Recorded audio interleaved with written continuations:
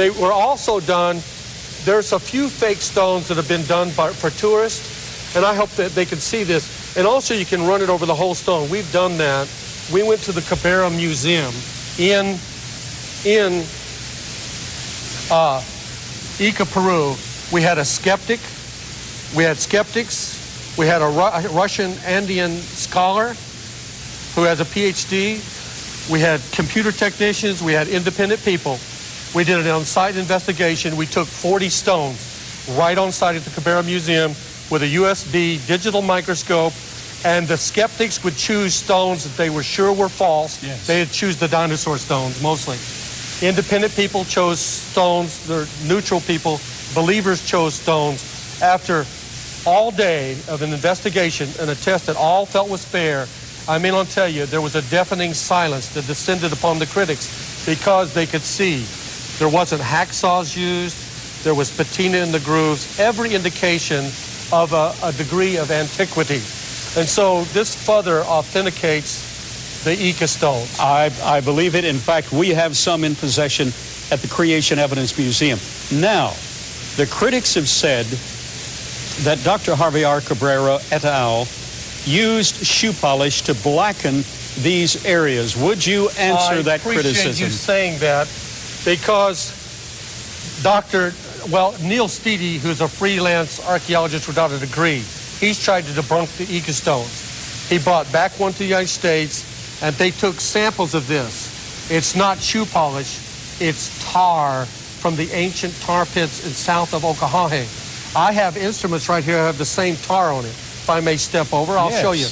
These surgical instruments have the same black material, the tar. Beautiful. I want the camera to see this. See, it's this the same, is incredibly same beautiful. Yes. So Neil Steedy took pieces out of this.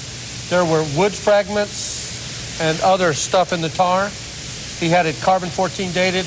It dated to 2,000 years ago. All right, just as we would suspect. Well, here's what a fake stone. There have been a few carved by Basilio. He was a friend of mine. But here's what happened.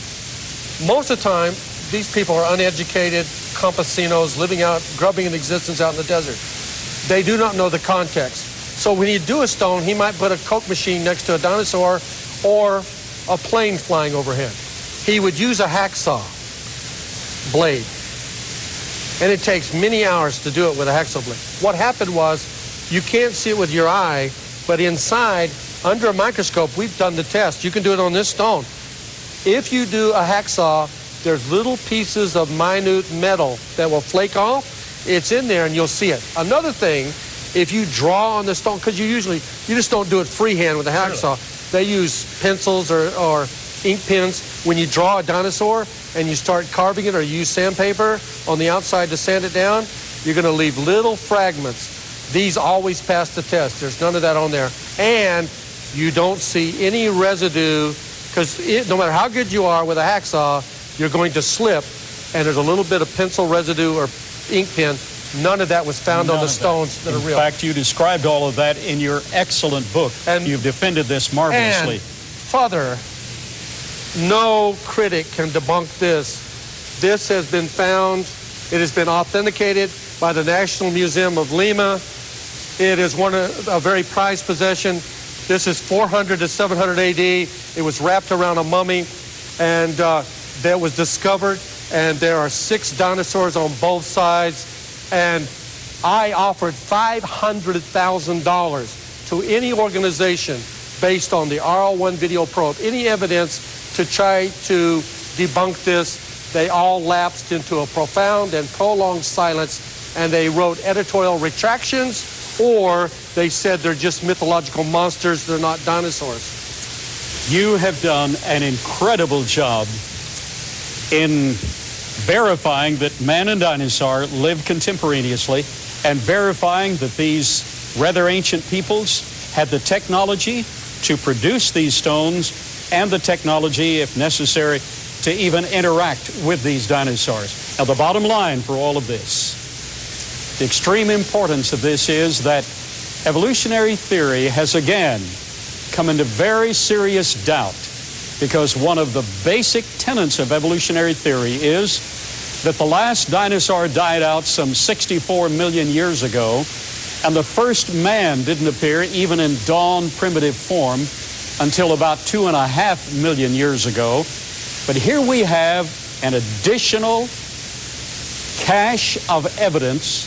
Hundreds and hundreds of these stones have surfaced because of archaeological excavations in the Peruvian area. This cache has demonstrated that these individuals had to see living dinosaurs in living mode in order to so faithfully represent them. Not bones that they may have found, because they represent their skin, dermal frills and everything in a living mode. What this means is evolutionary theory has again been found wanting, and that drives us back to the absolute authority of the Bible. In the book of Job, chapter 40, God said to Job in verse 15, "Behold, now Behemoth, which I made with thee." That's the great dominant ox-like creature. Then he describes him as having a tail like an entire cedar tree and being the chief of the ways of God. That's a dinosaur. God said, "I made man and dinosaur." God is always right, and he's right about the need that you have. Wouldn't you right now respond to him as the Spirit of God moves upon your heart? Pray this simple prayer. Dear God, I'm a sinner, and I want Jesus Christ in my heart. Lord Jesus, right now I open my heart's door. Come in, live within me. I'll serve you with all my heart.